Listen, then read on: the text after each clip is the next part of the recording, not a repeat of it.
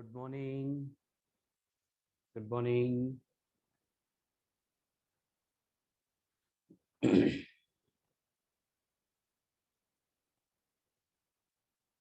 Good morning.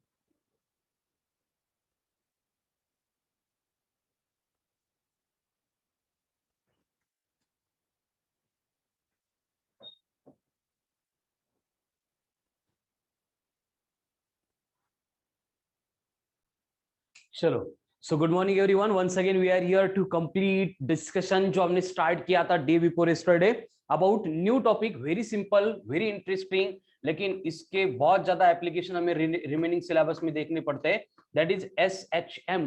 Actual topic का नाम oscillation है, लेकिन ऑसिलेशन में हम इसी एक कंसेप्ट के ऊपर बहुत ज्यादा वर्क करते हैं, इसलिए हम इसको SHM ऐसे ही बोलेंगे. SHM का मतलब होगा simple harmonic motion. Simple harmonic motion, ठीक है. सिंपल मतलब हम उसको लीनियर मेंटेन रखेंगे, हार्मोनिक मतलब वो रिपीट होगी, एंड मोशन मतलब क्या होगा, कंटिन्यूसली बॉडी की पोजीशन वहां पे चेंज होगी, ठीक है. तो सिंपल हार्मोनिक मोशन से रिलेटेड कल हमने बहुत सारी बातें डिस्कस की थी, और उसमें हमने देखा था कि बेसिकली कोई भी अगर एक ब्लॉक है, उसको अगर हम स्प्रिंग को कनेक्ट करके इस तरह से पहले मीन पोजिशन पे रख रहे हैं, फिर उसको इस तरह से एक साइड में खींच के अगर छोड़ रहे हैं, तो वहां पे क्या होता है कि बेसिकली ये मीन पोजीशन से इधर एक्स तरफ, इधर की तरफ एक्स एंड इधर की तरफ एक्स, इस तरह से ये क्या करता है, अपनी मोशन परफॉर्म करता है, ठीक है. एंड उस टाइप में फिर यहाँ पे एक फोर्स आता है that is proportional to minus of x. तो एफ इक्वल्स टू बना था minus of k into x. K का मतलब था फोर्स कांस्टेंट, जिसको अपन कैलकुलेट करते हैं by using m into omega square, यानी omega equals to root of k by m बना. या फिर के का हमारा और एक फॉर्मूला बनेगा that is f by x. ये इंट्रोडक्टरी पार्ट हो गया था, और इसके ऊपर से हमें एसएचएम को डिफाइन करना था. लास्ट पार्ट में उसको डिफाइन हमने किया नहीं था, मैंने ओरली बोला था कि देखो सिंपल हार्मोनिक मोशन मतलब क्या होता है, द मोशन इन विच, ऐसी मोशन जिसमें restoring force always acts towards mean position. Restoring force always acts towards mean position, and its magnitude is directly proportional to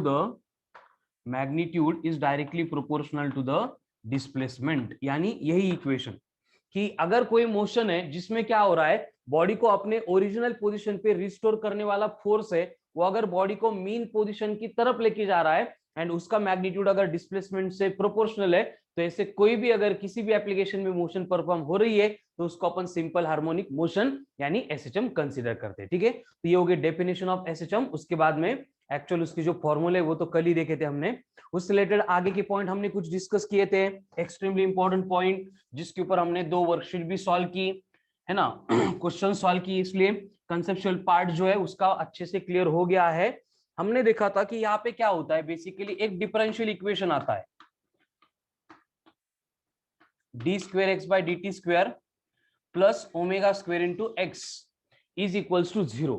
इस तरह का इक्वेशन हमने यहाँ पे डिराइव किया था, एंड इस इक्वेशन से फिर हमने यहाँ पे एक्सेलरेशन कितना था उसके लिए फॉर्मूला डिराइव किया. अब ये एक्सेलरेशन जो है मैक्सिमम होगा कहाँ पे, एक्सट्रीम पोजीशन पे. कितना होगा मैक्सिमम, ओमेगा स्क्वायर इंटू ए होगा. माइनस साइन बस डायरेक्शन शो करता है, इसलिए न्यूमेरिकल सॉल्व करते टाइम हम उसको इंट्रोड्यूस नहीं करेंगे, ठीक है. उसके बाद में हमने वेलोसिटी के लिए एक्सप्रेशन देखा था.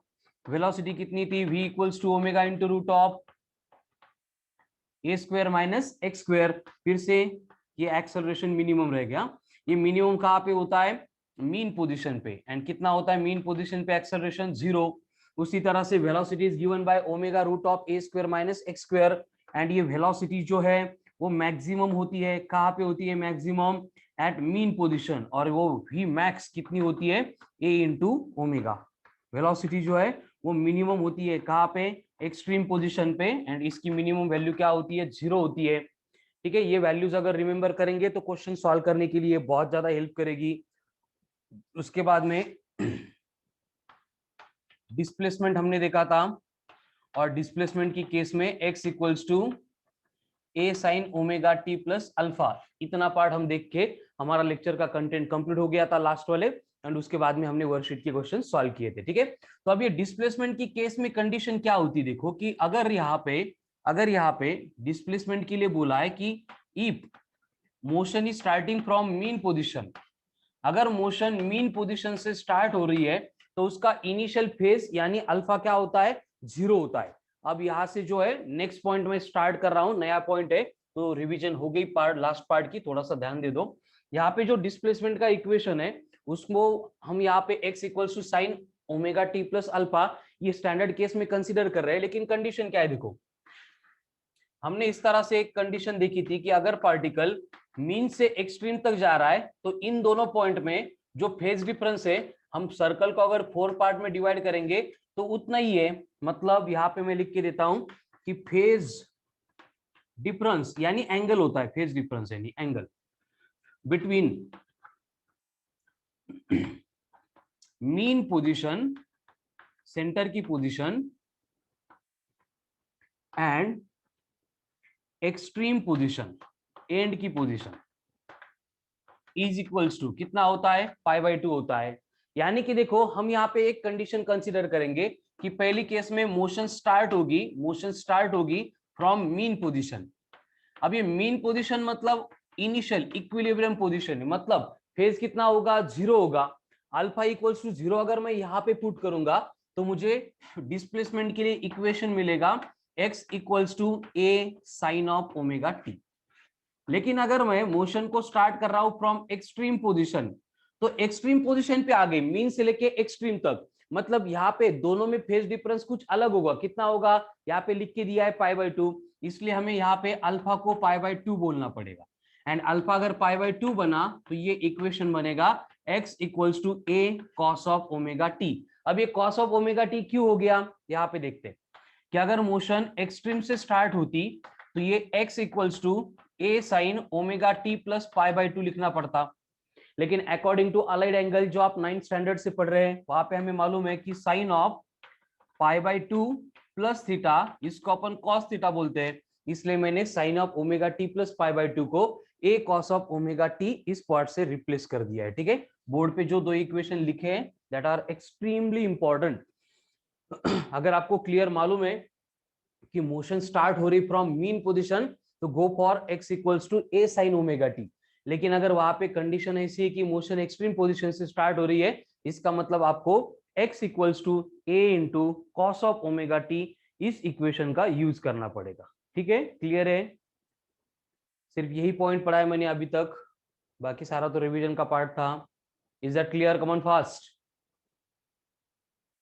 क्लियर। तो इसका मतलब नाउ ऑनवर्ड अगर क्वेश्चन में वो बोल देंगे कि motion starts from mean position तो डिस्प्लेसमेंट का इक्वेशन होगा x equals to a sine omega t. अगर बोल रहे हैं कि motion starts from extreme position तो हमारा डिस्प्लेसमेंट का इक्वेशन बनेगा x equals to a cos of omega t. इतना डिफरेंस आपको याद करना है। ठीक है, तो इस तरह से हमने अभी डिस्प्लेसमेंट के लिए दो इक्वेशन देखे। वेलोसिटी एक्सेलरेशन के जो फॉर्मूले है वो तो चेंज होने नहीं वाले। ठीक है, तो इस तरह से डिफरेंशियल इक्वेशन से velocity, then acceleration, then displacement के लिए दो इक्वेशन, इस तरह का पार्ट हमने यहाँ पे क्लियर किया है। आगे इससे रिलेटेड नेक्स्ट पॉइंट आता है that is graphical representation. Graphical representation of simple harmonic motion. अब ये जो graphical representation of simple harmonic motion यानी एसएचएम का पार्ट है, देखो इससे रिलेटेड मतलब ये एमसीक्यू के लिए बहुत ज्यादा हेल्प नहीं करता है, लेकिन आगे हमें जो वेव ऑप्टिक्स पढ़ना है, देन इलेक्ट्रोडायनेमिक्स में इलेक्ट्रोमैग्नेटिक वेव पढ़ना है, तो वहां पे हम वेव का रिप्रेजेंट जो है वो डिफरेंट कर्व का यूज करके करते हैं। तो वो क्यों करते हैं उसका रीजन हमें यहाँ पे समझ में आएगा। ठीक है, तो जैसे कि फॉर एग्जांपल पहले हम कंडीशन कंसीडर करते हैं कि if motion is starting from mean position. अगर आपको बोला गया है कि मोशन जो है वो मीन पोजीशन से स्टार्ट हो रही है, तो अगर मोशन मीन पोजीशन से स्टार्ट हो रही है मतलब उस मोशन के डिस्प्लेसमेंट के लिए इक्वेशन क्या होगा, इक्वेशन होगा x equals to a sine of omega t. ठीक है, अब मुझे इसको ग्राफिकली रिप्रेजेंट करना है। अब ग्राफिकली रिप्रेजेंट करने के लिए हमें मालूम है क्या करते हैं हम, एक्स एंड वाई एक्सिस का यूज करते हैं and with respect to time वहां पे डिस्प्लेसमेंट कितना होगा इसको कैलकुलेट करते हैं। ठीक है, तो अब वन बाय वन में यहाँ पे क्या करूंगा कि ये डिस्प्लेसमेंट कैलकुलेट करने के लिए यहाँ पे एक टेबल में यहाँ पे बना रहा हूं। इस टेबल में मैं इस साइड टाइम की वैल्यू पुट करने वाला हूं और टाइम की वैल्यू पहले 0, then t/4, then 3t/4, then t/2,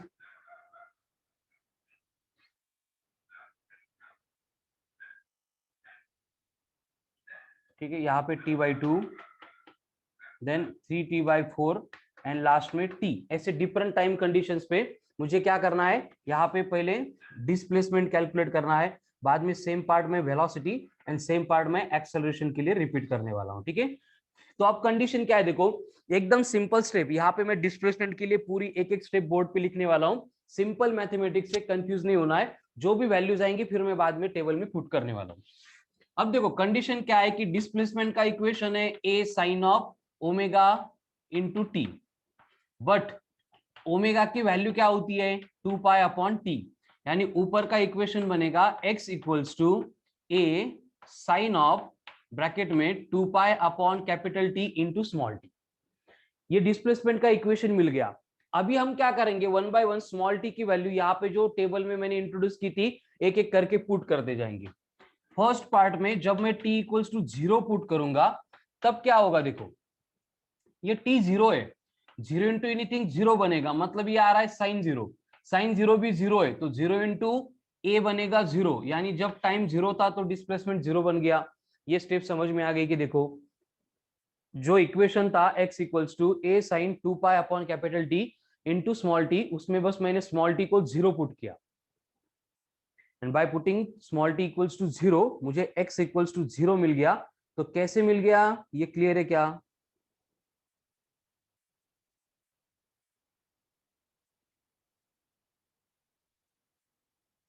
clear है,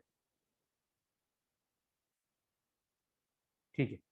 अब देखो same one by one next part में पुट करते जाऊंगा। सेकंड केस में अगर मैंने t equals to t/4 put कर दिया तो x इक्वल्स टू क्या होगा, देखो a साइन ऑफ ब्रैकेट में 2π/t इंटू स्मॉल t का मतलब क्या है अभी t/4, तो यहाँ पे t t कैंसिल हो जाएंगे एंड x इक्वल्स टू क्या बचेगा a साइन ऑफ यहाँ पे π/2 मतलब 90 साइन 91 1 इंटू a मतलब a, मतलब जब t is equals to t/4 है मुझे x इक्वल्स टू कितना मिला, a मिला।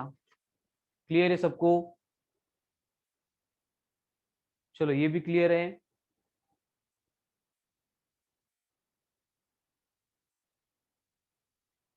अब सेम पार्ट में रिपीट करूंगा थर्ड केस में, जिसमें स्मॉल t की वैल्यू कितनी पुट करनी है t/2। अब स्मॉल t अगर मैंने t/2 पुट किया तो x इक्वल्स टू क्या आएगा, देखो अभी थोड़ा शॉर्टकट लिखता हूं मैं।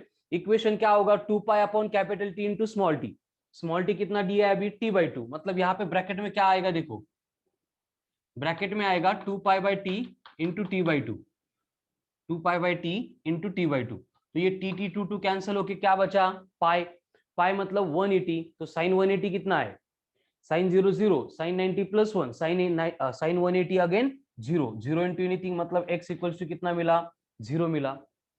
उसके बाद में क्या होगा, फोर्थ केस है जहां पे मुझे स्मॉल टी की वैल्यू कितनी पुट करनी है 3t/4।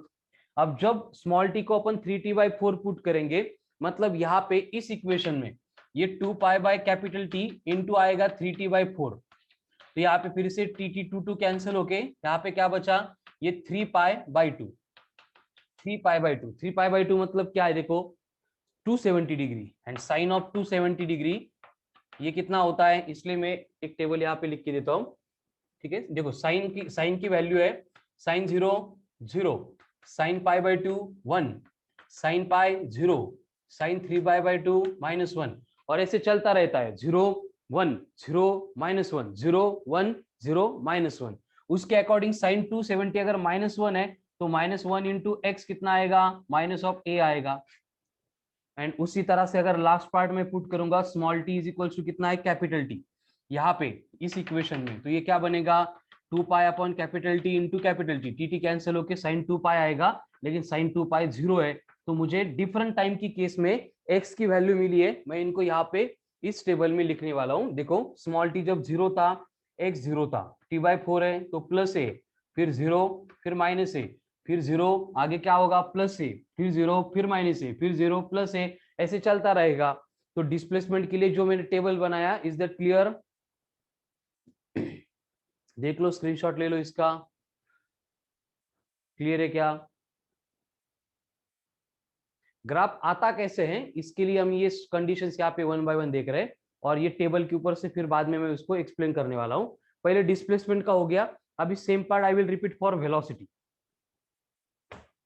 अब वेलोसिटी के लिए क्या करना पड़ेगा, देखो पूरा पार्ट सेम रिपीट करेंगे, लेकिन डिस्प्लेसमेंट से वेलोसिटी निकालनी है, मतलब मुझे यहाँ पे एक छोटा सा डेरिवेटिव लेना पड़ता है, यानी वेलोसिटी इज इक्वल्स टू होती है dx बाय dt, यानी मुझे इस इक्वेशन को डिफरेंशिएट करना पड़ता है।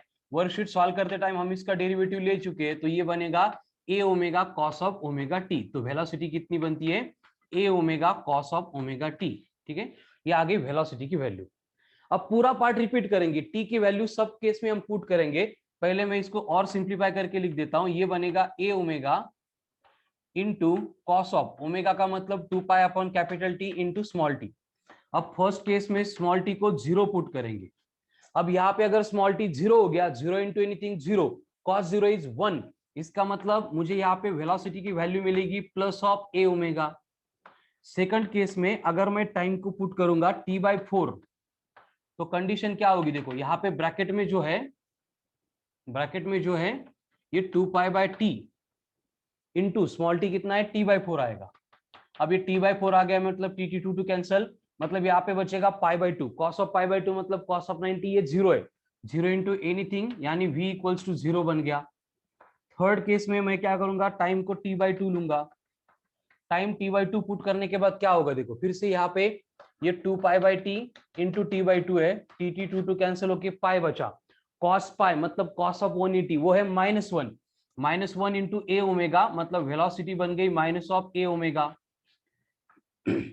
उसके बाद में small t is equals to आ रहा है 3t बाई 4। अब ये 3t बाई 4 की वैल्यू अगर यहाँ पे पुट करेंगे फिर से, तो इक्वेशन में क्या होगा 2 pi by T, 2 pi by T into 3t by 4, तो टी टी टू कैंसिल होके क्या बचा 3 पाई बाई 2। अब 3 पाई बाई 2 मतलब कॉस ऑफ 270 जो अगेन 0 है, तो 0 इंटू एनीथिंग फिर से कितना बनेगा 0 बनेगा। देन लास्ट केस में मैं क्या करूंगा, स्मॉल टी को कैपिटल टी पुट करूंगा, अगर कैपिटल टी आ गया मतलब यहाँ पे 2 pi by T into T आएगा, टी कैंसिल होगा, साइन 2 पाई जो है, सॉरी कॉस 2 पाई जो है वो +1 है, यानी v इज इक्वल्स टू मुझे प्लस इंटू ए ओमेगा मिलेगा। मतलब जो डिस्प्लेसमेंट की केस में किया था वही किया है, बस इक्वेशन मेरे पास ए ओमेगा कॉस ओमेगा टी आ रहा था, इसमें स्मॉल टी की वैल्यू वेरियस केस में पुट करके मुझे जो वेलोसिटी मिली यहाँ पे मैं इस टेबल में लिखने वाला हूँ। तो वेलोसिटी देखो क्या है, पहले प्लस ए ओमेगा 0, माइनस ए ओमेगा 0, प्लस ए ओमेगा 0, माइनस ए ओमेगा 0, प्लस ए ओमेगा 0, ऐसे जब तक चाहे तब तक चलता जाएगा, ठीक है। तो वेलोसिटी के लिए जो टेबल का रो बना, इज दैट क्लियर? चलो कमॉन फास्ट, क्लियर है?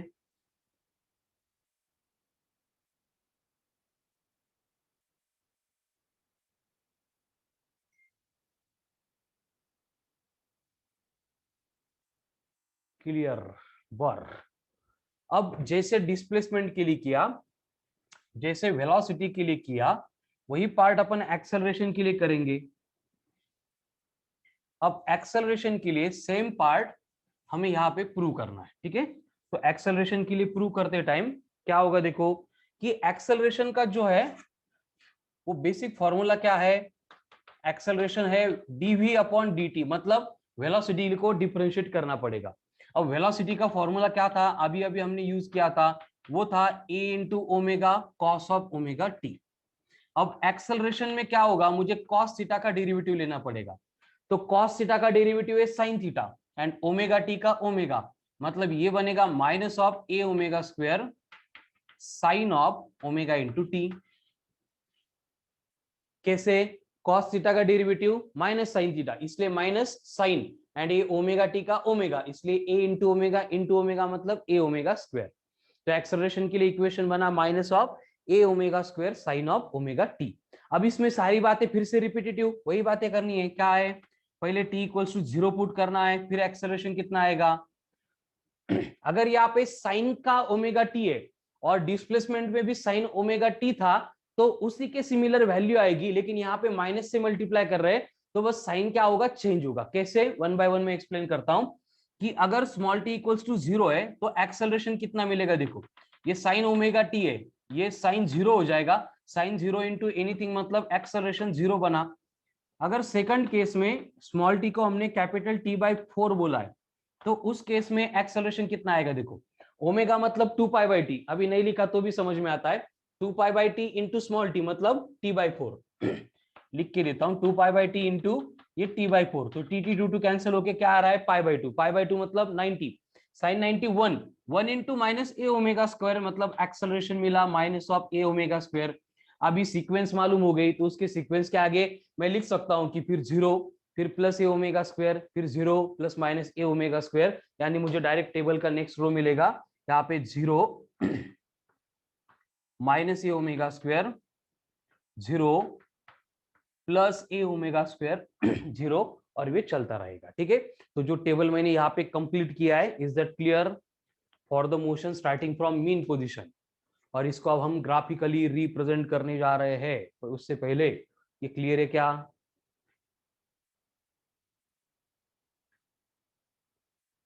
Okay, all clear, excellent.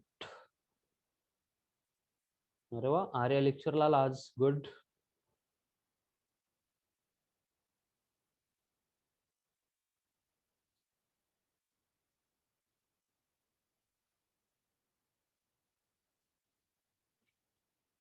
अब हम इस टेबल का यूज करके यहाँ पे जो है ग्राफ्स को ड्रॉ करेंगे। ठीक है, अभी ग्राफ्स कैसे ड्रॉ होते हैं, देखो बोर्ड पे ध्यान दो। पहला वाला ग्राफ है डिस्प्लेसमेंट वर्सेस टाइम वाला। मतलब हमें क्या करना है, देखो एक्स एंड वाई एक्सिस लेने हैं, जिसमें वाई एक्सिस के अलोंग हमेशा से कौन रहेगा, टाइम रहेगा। एंड यहाँ पे एक्स एक्सिस के अलोंग हम किसको रिप्रेजेंट करेंगे, डिस्प्लेसमेंट को। ऊपर की साइड में प्लस लेना है पॉजिटिव, नीचे की साइड में माइनस लेना है नेगेटिव। अब हम यहाँ पे ग्राफिकली रिप्रेजेंट करने के लिए क्या करेंगे, बस जो टाइम इंटरवल है उसको यहाँ पे बोर्ड पे लिख देंगे, इंट्रोड्यूस करेंगे कि डिफरेंट टाइम इंटरवल पे डिस्प्लेसमेंट कितना होगा। जैसे ये जो कंडीशन है जहां से मोशन स्टार्ट होगी, ये रहेगा t इक्वल टू 0, उसके बाद में t is equals to t by 4, उसके बाद t is equals to t by 2, then 3t by 4 and ये कैपिटल टी। ऐसे 4-5 टाइम इंटरवल जो मैंने यहाँ पे ली थी वो ग्राफ पे रिप्रेजेंट कर दी। अब कंडीशन टेबल से देखते हैं, जब टाइम 0 था तब डिस्प्लेसमेंट 0 ही है, मतलब ये ग्राफ का इनिशियल पॉइंट यहीं पे मिलेगा। जब टाइम t बाई 4 है तब डिस्प्लेसमेंट प्लस a है, मतलब मुझे यहाँ पे ये प्लस a लेना पड़ेगा। ठीक है, यहाँ पे ये मैक्सिमम वैल्यू है a की पॉजिटिव। उसके बाद जब टाइम t बाई 2 है तब कितना है, 0 है, यानी ग्राफ यहाँ पे आएगा। जब टाइम 3t बाई 4 है तब डिस्प्लेसमेंट कितना है, माइनस ए है, और नेगेटिव की तरफ मुझे a यहाँ पे लाना पड़ेगा, एंड t पे कितना है, अगेन 0 है। तो ये जो पॉइंट्स दिख रहे हैं बोर्ड पे वो रिप्रेजेंट कर रहे हैं displacement for the respect to time interval. Clear है यहाँ तक? चलो क्लियर है, yes or no?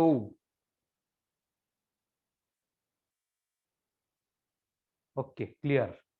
अब सिंपली इनको कनेक्ट करेंगे तो मुझे यहाँ पे इस तरह का कर्व मिलेगा, ग्राफ मिलेगा।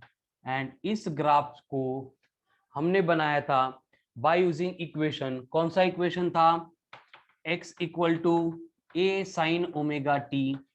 तो ये वाला ग्राफ अगर साइन ओमेगा टी के इक्वेशन को रिप्रेजेंट करता है तो इस कर्व को बोला जाएगा साइन कर्व।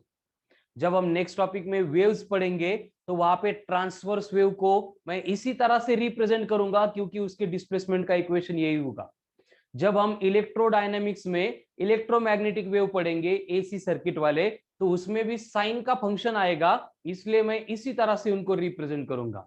जब वेव ऑप्टिक्स में मुझे लाइट को रिप्रेजेंट करना होगा तो लाइट का फॉर्म ट्रांसवर्स नेचर का है एंड उसकी इक्वेशन में यही साइन का फंक्शन आता है, मतलब सेम नेचर का ग्राफ मैं वहां पे ड्रॉ करने वाला हूं। तो फॉर योर लाइफ टाइम ये आप दिमाग में क्लियर होना चाहिए कि इक्वेशन में साइन आता है तो उसका ग्राफ ऐसे बनेगा एंड इस टाइप के ग्राफ को बोला जाता है एज ए साइन कर्व। ठीक है, तो हर बार वेव को इस तरह से क्यों रिप्रेजेंट किया जाता है, इसका एक्सप्लेनेशन अभी बोर्ड पे मिला है। Is that clear? ओके, अभी सेम टाइप का ग्राफ हम ड्रॉ करेंगे जिसमें हम वेलोसिटी वर्सेस टाइम का रिप्रेजेंटेशन करेंगे। पूरी प्रोसेस रिपीट होगी। वाई एक्सिस होगा, एक्स एक्सिस होगा, एक्स एक्सिस के ऊपर टाइम, वाई एक्सिस के ऊपर वेलोसिटी, उसमें पॉजिटिव वेलोसिटी ऊपर, निगेटिव वेलोसिटी ऊपर। इसमें भी मुझे टाइम इंटरवल्स लेने हैं। पहले time interval 0, then time interval t/4, then time interval t/2, then time interval 3t/4, then time interval t। अब अगर ग्राफ यहाँ पे बनाने के लिए टेबल में देखेंगे तो जब टाइम 0 है तब ये प्लस ए ओमेगा है, मतलब ग्राफ यहां से स्टार्ट होगा। पहला ये पॉइंट, जब t/4 है तो 0, t/2 है तो माइनस, 3t/4 है तो 0 एंड t/2 है तो प्लस। अगर इन सारे पॉइंट्स को कनेक्ट करेंगे तो यहाँ पे इस तरह का ग्राफ मिलेगा जो 0 से नहीं स्टार्ट हो रहा है, जो क्या कर रहा है, π/2 से लीड कर रहा है, π/2 से आगे से स्टार्ट हो रहा है। एंड इसको रिप्रेजेंट करने के लिए हमारे पास इक्वेशन था a omega cos of omega T, इसलिए इस टाइप के ग्राफ को बोला जाता है एज ए कोसाइन कर्व, क्योंकि इसको रिप्रेजेंट किया था कॉस के इक्वेशन में। ठीक है, तो ये बना कोसाइन कर्व। अभी इसी तरह से लास्ट पार्ट आएगा जिसमें मैं क्या करने वाला हूं, यहाँ पे एक्सेलरेशन वर्सेस टाइम, इसका ग्राफ बनाने वाला हूं। ठीक है, तो ये बना एक्सेलरेशन, ये टाइम इधर आएगा, इधर एक्सेलरेशन पॉजिटिव होगा, इधर एक्सेलरेशन निगेटिव होगा। एक्सेलरेशन की केस में क्या है, देखो जब टाइम 0 है तब एक्सेलरेशन 0 है, जब टाइम t/4 है तो एक्सेलरेशन माइनस में जा रहा है, जब टाइम t/2 है तो एक्सेलरेशन 0 है, जब टाइम 3t/4 है एक्सेलरेशन प्लस है, एंड जब टाइम t हो रहा है एक्सेलरेशन 0 है। यानी कि ये ग्राफ बस इस तरह से नीचे से स्टार्ट होगा। क्यों नीचे से स्टार्ट हुआ, क्योंकि एक्सेलरेशन का फॉर्मूला था उसमें हमने minus of a omega square sine of omega T, ये इक्वेशन यूज किया था। मतलब यहाँ पे माइनस साइन है, इसलिए साइन कर्व के अपोजिट डायरेक्शन में ये ग्राफ क्या करता है, यहाँ पे वर्क करता है या फिर एक्ट होता है। ठीक है, तो सारे ग्राफ्स क्लियर है for the motion starting from mean position. Come on fast, ये समझ में आ गए, मतलब ये आगे 3-4 टॉपिक के लिए बहुत हेल्प करने वाले हैं हमें। मतलब साइन कर्व दिखा कौन सा ग्राफ, कोसाइन कर्व दिखा कौन सा ग्राफ, उसमें कंफ्यूजन ही नहीं चाहिए बाद में। क्लियर? क्लियर?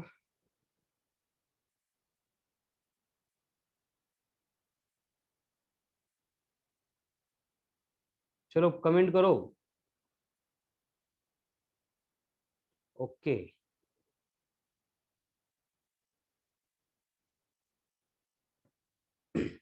अब सेम बातें रिपीट होगी, किसके लिए, for the motion starting from extreme position के लिए।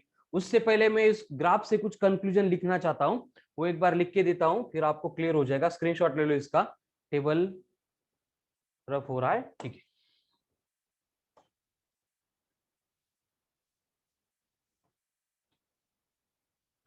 अब यहां पे हम ऐसे लिख सकते हैं कि displacement versus time graph represents sine curve, then velocity versus time graph represents cosine curve, and acceleration versus time graph represents again sine curve but in the opposite direction, मतलब नेगेटिव पार्ट में। ठीक है, उसके बाद में हम यहाँ पे लिख सकते हैं कि कोसाइन कर्व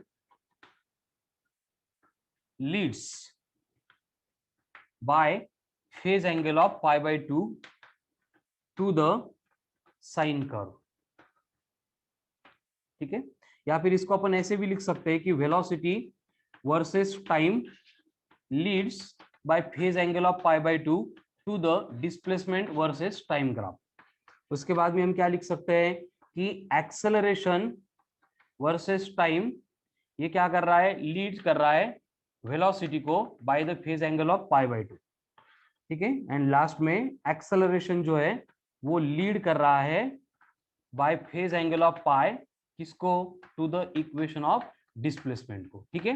तो जो ग्राफिकल पार्ट था उसके ऊपर से ये कंक्लूजन है, कुछ खास नहीं है। चलो इसका स्क्रीनशॉट ले लो। अब ये सारी बातें रिपीट होने वाली है अगर motion starting from extreme position है तो।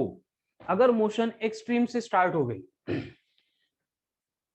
तो आज के डिस्कशन का जो पहला पॉइंट था उसमें मैंने वही एक्सप्लेन किया था कि अगर मोशन स्टार्ट हो रही फ्रॉम एक्सट्रीम पोजीशन तो जो x equals to a sine omega t होता है उसको अपन थोड़ा सा मॉडिफाई करते हैं। If motion starting from extreme position है तो उसके लिए डिस्प्लेसमेंट का equation a sine omega t के साथ प्लस π/2 आता है, तो हम उसको मॉडिफाई करके क्या एक्सप्लेन करेंगे, cos of omega T. If motion starts from extreme position तब x इक्वल्स टू ये बनेगा a into cos of omega T, ये हो गया डिस्प्लेसमेंट। उसके ऊपर से अगर मुझे वेलोसिटी चाहिए तो इसको डिफरेंशिएट करना पड़ेगा dx by dt, cos theta का डेरिवेटिव माइनस साइन थीटा, मतलब ये आ रहा है minus of a omega sine of omega t. अगर मुझे एक्सेलरेशन चाहिए तो इसको और एक बार डिफरेंशिएट करेंगे। अब साइन थीटा का डेरिवेटिव कॉस थीटा होता है, माइनस कॉस नहीं, मतलब minus sine as it is रहेगा, तो ये बनेगा minus of a omega square into cos of omega t, ठीक है। तो ये डिस्प्लेसमेंट, वेलोसिटी, एक्सेलरेशन के लिए इक्वेशंस मिल गए। अब इनके ऊपर से अगर मुझे टेबल बनाना है तो टेबल अभी मैं डायरेक्ट लिखूंगा, बाद में आपको अगर कंफ्यूजन है तो एक एक वैल्यू पुट करके फिर से सिंप्लीफाई करके देखो। अगर मोशन एक्सट्रीम से स्टार्ट हो रही है तो जब t equal to 0, time interval लिख लेते, t is equals to t/4, small t is equals to t/2, small t equals to 3t/4, small t equals to capital T। अब डिस्प्लेसमेंट के लिए कंडीशन क्या है, देखो अगर मोशन एक्सट्रीम से स्टार्ट हो रही है, हम हमेशा डिस्प्लेसमेंट मीन से मेजर करते हैं, तो जब टाइम 0 है तो डिस्प्लेसमेंट कितना होगा, प्लस a। उसके बाद हमें मालूम है 0 minus a, 0 plus a, 0 minus a, 0 plus a, ये बातें चलती रहती है। उसके बाद में वेलोसिटी की बात चल रही है, तो अगर motion starting from extreme position है तो एक्सट्रीम पोजीशन पे वेलोसिटी कितनी होती है, 0 होती है। इसका मतलब ये इक्वेशन 0 से स्टार्ट होगा, फिर 0 के बाद में यहाँ पे क्या होगा, माइनस साइन है, मतलब अपोजिट डायरेक्शन में जाएगा, तो ये माइनस ए ओमेगा 0 प्लस ए ओमेगा 0 माइनस ए ओमेगा 0 प्लस ए ओमेगा 0 चलता जाएगा। एंड जो डिस्प्लेसमेंट की केस है वही एक्सेलरेशन की केस होती है, बस plus will be replaced by minus. तो ये स्टार्ट होगा माइनस ए ओमेगा स्क्वायर से, फिर 0, फिर प्लस ए ओमेगा स्क्वायर, फिर 0, फिर minus of a omega square, ठीक है। तो पहले मतलब मीन पोजीशन से स्टार्ट होने के बाद जैसे स्मॉल टी पुट कर करके एक एक वैल्यू कैलकुलेट करके टेबल बनाया था, ये वैसे ही बनता है। लेकिन अभी मुझे थोड़ा आइडिया आ गया, इसलिए मैंने यहाँ पे ये जो सीक्वेंस थी +0 -0 +0 -0 उसको यहाँ पे मेंटेन करके टेबल बनाया है, ठीक है। तो ये टेबल कैसे बना, आइडिया क्लियर हो गई। बाद में अगर कंफ्यूजन है तो स्मॉल टी की वैल्यू 1 बाय 1 पुट करके आप बना सकते हो, ठीक है। उसकी रिक्वायरमेंट नहीं है, एक पार्ट में समझ में आ गई वही हम अप्लाई कर सकते हैं। चलो, is that clear?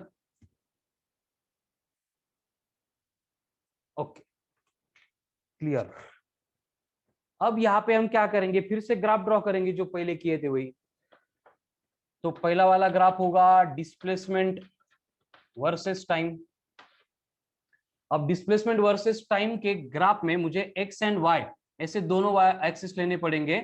X axis के अलोंग टाइम जाएगा and x axis sorry y axis के अलोंग कौन आएगा, डिस्प्लेसमेंट। ये पॉजिटिव वाला होगा, ये निगेटिव वाला होगा।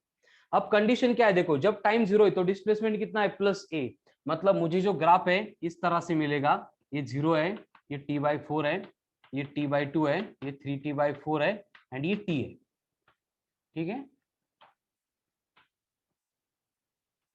मतलब जो लास्ट टाइप के मोशन में कोसाइन वाला कर्व रिप्रेजेंट कर रहा था वही यहाँ पे रिप्रेजेंट करेगा, क्योंकि डिस्प्लेसमेंट के इक्वेशन में कौन है, cos ओमेगा t है, और इसको रिप्रेजेंट करने वाला ये ग्राफ है, इसलिए इसको मैं क्या बोलूंगा, कोसाइन कर्व बोलूंगा, कोसाइन कर्व, ठीक है। अभी सेम वे नेक्स्ट ग्राफ में ड्रॉ करूंगा फॉर वेलोसिटी वर्सेस टाइम। और ये velocity versus time graph draw करने के लिए कंडीशन क्या है, देखो फिर से सारी बातें सेम। पहले x axis time, y axis displacement, time 0, t/4, t/2, 3t/4 and t। यहाँ पे क्या है, वेलोसिटी। जब टाइम 0 है, यहाँ पे देखो वेलोसिटी 0 है, उसके बाद में निगेटिव आ रही है, मतलब इस तरह से ये जो ग्राफ है वो वर्क करेगा। क्यों ऐसे? क्योंकि वेलोसिटी की इक्वेशन में साइन आ रहा था, मतलब ये साइन का कर्व रिप्रेजेंट करेगा, बस ये नेगेटिव था इसलिए नेगेटिव से स्टार्ट होगा एंड एट द एंड आपको मिलेगा एक्सेलरेशन वर्सेस टाइम का पार्ट। तो एक्सेलरेशन वर्सेस टाइम में इधर कौन होगा, टाइम, इधर कौन होगा, एक्सेलरेशन। और इस केस में क्या है कि जब टाइम 0 एक्सेलरेशन नेगेटिव से स्टार्ट हो रहा है, मतलब ये टाइम 0, ये टाइम t/4, ये t/2, 3t/4 एंड t। तो ये ग्राफ 0 से स्टार्ट होके इस तरह से ये वर्क करेगा, ठीक है। फिर से यहाँ पे ये कौन रिप्रेजेंट कर रहा है, कोसाइन कर्व। एक मिनट, टी पे कितना है, -a⍵²। एक्सेलरेशन 0 है तो कौन है, ये -a⍵²। यहाँ पे जब टाइम t/4 है तो 0 है यहाँ से, ठीक है। मतलब इस तरह का ग्राफ हमें एक्सेलरेशन वर्सेस टाइम का मिलेगा, ठीक है।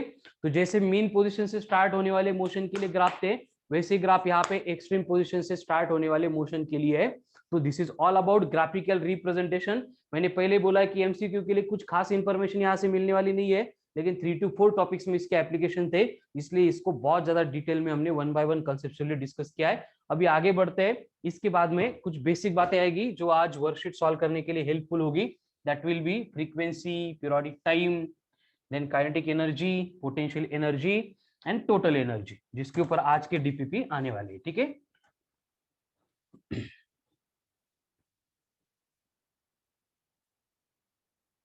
So next point,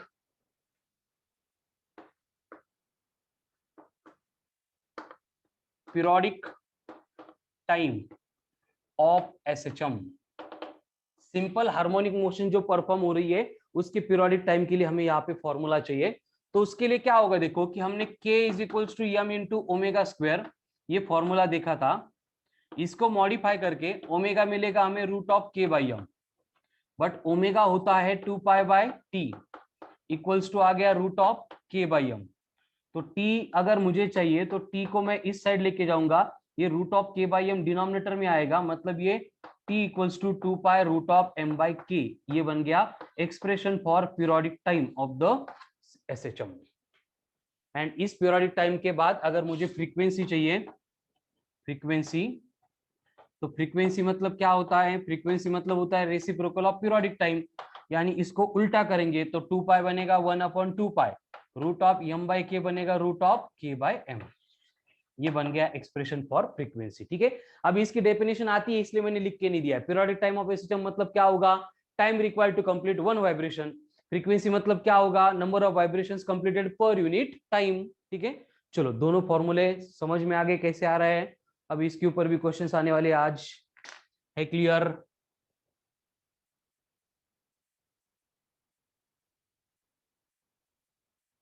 क्लियर है?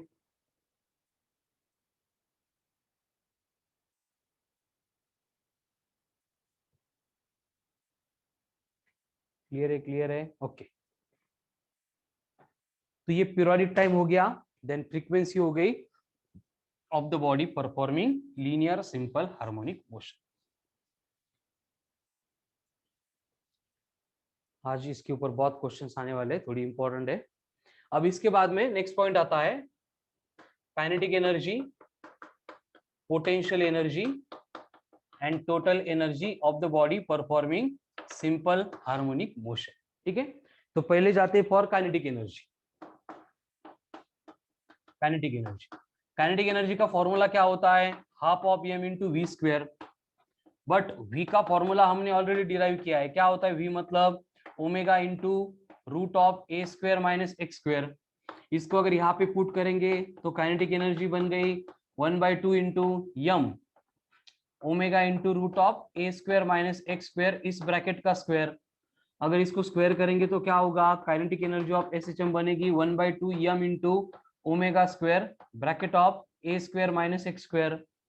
बट हमें मालूम है कि k इक्वल्स टू होता है यम इंटू ω², तो इस omega square m into omega square को निकालेंगे तो काइनेटिक एनर्जी बन गई 1/2 इंटू के in bracket A square minus x square.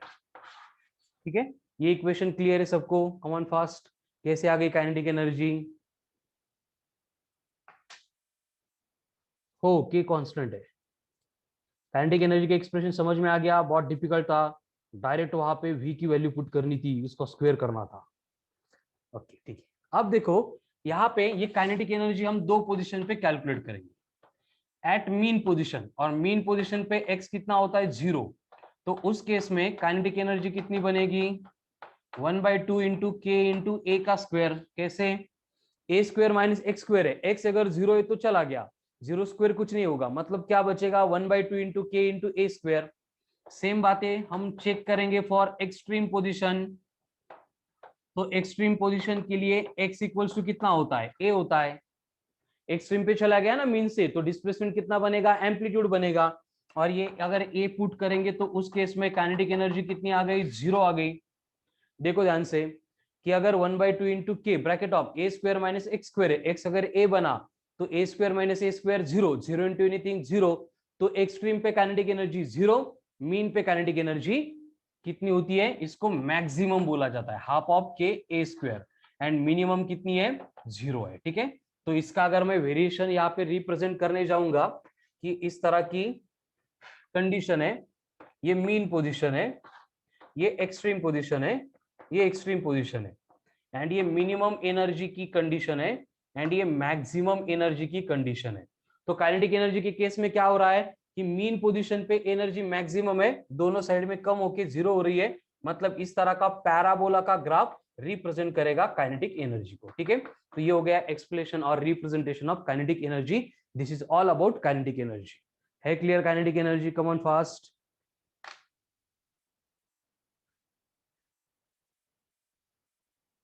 ठीक है, अब ये काइनेटिक एनर्जी हो गई। इसी तरह से हम क्या करने वाले हैं, पोटेंशियल एनर्जी का डेरिवेशन यहाँ पे एक्सप्लेन करने, मतलब डिराइव करने वाले हैं। बट पोटेंशियल एनर्जी के लिए हमें थोड़ी सी अरेंजमेंट करनी पड़ती है। कौन सी अरेंजमेंट करनी पड़ती है, चलो बोर्ड पे ध्यान दो।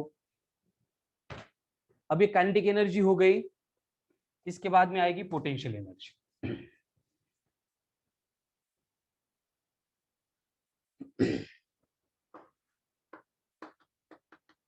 अब पोटेंशियल एनर्जी के केस में क्या होगा, देखो हम एज्यूम करेंगे कि कोई भी एक बॉडी है जो ए से लेके बी पे इस पाथ के ऊपर ऊपर क्या कर रही है, एसएचएम परफॉर्म कर रही है। एंड एसएचएम परफॉर्म करने के लिए हमने कंसीडर किया है कि बॉडी ओ से निकल चुकी है, और बॉडी ओ से निकलने के बाद पॉइंट पी पे है जो ओ से एक्स इतनी डिस्टेंस पे, और उसको क्या करना है क्यू पे जाना है। समझ रहे हो आप? कंडीशन क्या है कि बॉडी पी पे है और उसको क्यू पे जाना है, एंड इन दोनों के बिटवीन का डिस्प्लेसमेंट dx है। या फिर यहाँ पे बॉडी जो है वो वापस आ रही थी क्यू से लेके पी तक, और हमें क्या करना है उसको पी से लेके क्यू तक लेके जाना है। तो इस केस में हमें वर्क डन करना पड़ेगा, और वो वर्क डन होता है फोर्स इंटू डिस्प्लेसमेंट। देखो वर्क डन होता है फोर्स इंटू डिस्प्लेसमेंट। मुझे बॉडी को क्या करना है, पी से लेके क्यू तक लेके जाना है, मतलब dx इतने डिस्टेंस से उसको डिस्प्लेस करना है। तो मुझे वहां पे जो फोर्स अप्लाई करना पड़ेगा वो हमेशा से इक्वल होगा रिस्टोरिंग फोर्स के, क्योंकि रिस्टोरिंग फोर्स उसको मीन पोजीशन की टुवर्ड्स खींच रहा है, मुझे उसको अवे लेके जाना है, तो उतना ही फोर्स लेकिन अपोजिट डायरेक्शन में हम अप्लाई करेंगे। यानी ये dx की डायरेक्शन एंड फोर्स की डायरेक्शन माइनस होगी, तो इनकी वैल्यू अगर पुट करेंगे तो मुझे जो वर्क डन मिलेगा माइनस माइनस प्लस होके ये बनेगा यब की जगह पे के एक्स इंटू डी एक्स। ये छोटा सा वर्क डन मिला while displacing the body from P to Q. ये 3 स्टेप थोड़ी सी इंपॉर्टेंट है, समझ में आ गई क्या? देखो वहां पे वर्क डन का फॉर्मूला है जो आप फर्स्ट टाइम देख रहे हैं, work done force into displacement. Force मतलब कौन सा, जो एसएचएम में होता है रिस्टोरिंग फोर्स के एक्स, उसको पुट किया, डायरेक्शन अपोजिट थी तो माइनस आ गया, लेकिन यब के फॉर्मूले में पहले से माइनस है तो माइनस माइनस प्लस होके छोटा सा वर्क डन मिला के x into d x. Clear है? ओके, अब यहाँ पे कंडीशन क्या होगी कि ये छोटा सा वर्क डन मिला, इसके ऊपर से मुझे अगर टोटल वर्क डन चाहिए जिसमें बॉडी को मैं क्या करूंगा जीरो से लेके एक्स कोई भी डिस्टेंस होगा वहां तक डिस्प्लेस करूंगा, तो मुझे इस वर्क डन को क्या करना पड़ेगा, इंटीग्रेट करना पड़ेगा। तो इक्वेशन बना W is equals to integration from 0 to x of dw। Therefore W is equals to integration of 0 to x dw का मतलब ये के एक्स डी एक्स का, इसमें के कांस्टेंट है तो क्या बचा, integration from 0 to x of x into d x. मैंने इंटीग्रेशन का फॉर्मूला बहुत बार बोला है, इंटीग्रेशन करते टाइम हमें क्या करना है, बस जो भी एक्स की पावर होगी उसमें 1 ऐड करना है एंड उसी से डिवाइड करना है। जो भी एक्स की पावर होगी उसमें 1 ऐड करना है एंड उसी से डिवाइड करना है। यानी यहाँ पे एक्स की पावर 1 है तो इसका इंटीग्रेशन बनेगा के into bracket of x square upon 2 limit से फ्रॉम 0 टू एक्स, ये बना work done. And every work done जो है वो पोटेंशियल एनर्जी के फॉर्म में स्टोर होता है। अपर लिमिट अगर पुट करेंगे एक्स की जगह पे एक्स, लोअर लिमिट 0 है, मतलब आपको पोटेंशियल एनर्जी का फॉर्मूला मिला 1/2 into k into x square. है clear? potential energy is equals to half of k into x square। चलो कॉमन फर्स्ट क्लियर है?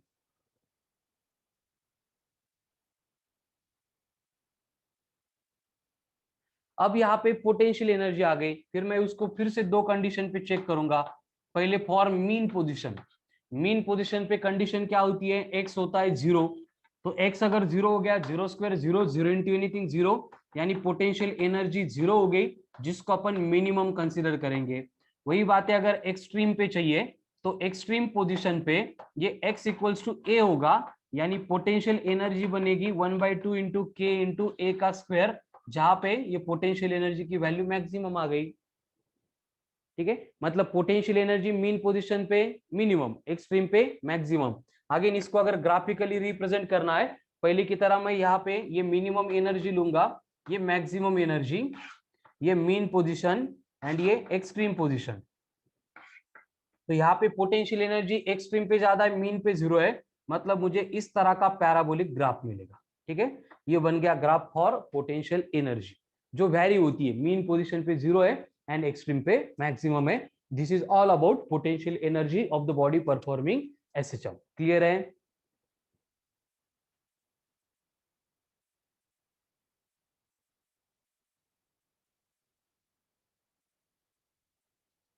ओके ठीक है। अब यहाँ पे kinetic energy and potential energy मिल गई। अब इसके बाद में मुझे डिराइव करना है एक्सप्रेशन फॉर टोटल एनर्जी। अब टोटल एनर्जी मतलब क्या होगा, टोटल एनर्जी मतलब ये दोनों एनर्जी की एडिशन होगी, दोनों एनर्जी की एडिशन होगी। अब कैसे आएगी दोनों एनर्जी की एडिशन, देखो, total energy must be equal to kinetic energy plus potential energy. अब total energy is equals to kinetic energy plus potential energy है, बट काइनेटिक एनर्जी के लिए फॉर्मूला हमने डिराइव किया था, क्या था, 1/2 इंटू के in bracket A square minus x square, plus potential energy क्या थी, 1/2 इंटू के एक्स स्क्वायर।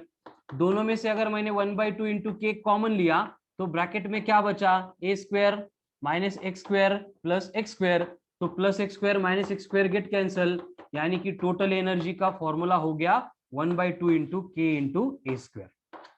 अब इससे पहले भी हमने काइनेटिक एंड पोटेंशियल की मिनिमम एंड मैक्सिमम कंडीशन देखी थी, उसको अगर यहाँ पे यूज करेंगे तो एट मीन पोजीशन पे होता क्या है, पोटेंशियल एनर्जी 0 होती है and total energy directly equal to बनती है kinetic energy, that is 1/2 into k into a का square.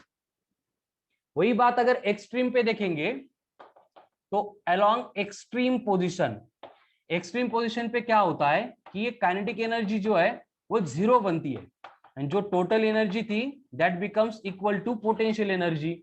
Total energy equals to बनी potential energy and that will be equals to 1/2 into k into a का square. ठीक है, तो इस तरह से ये kinetic energy and potential energy vary होती है एंड टोटल एनर्जी हमेशा से कांस्टेंट होती है। मतलब अगर एक ग्राफ में मुझे दोनों एनर्जी को शो करना है तो मुझे इस तरह का यहाँ पे ग्राफ मिलेगा, जिसमें first one and second one ऐसे दो ग्राफ है। तो फर्स्ट में मीन पे मैक्सिमम है, मतलब ये रिप्रेजेंट कर रहा है काइनेटिक एनर्जी, एंड यहाँ पे 0 है, मतलब ये रिप्रेजेंट कर रहा है potential energy. So this is all about kinetic energy, potential energy and total energy of the body performing linear simple harmonic motion. ठीक है, तो आज हमने बहुत सारे पॉइंट डिस्कस किए।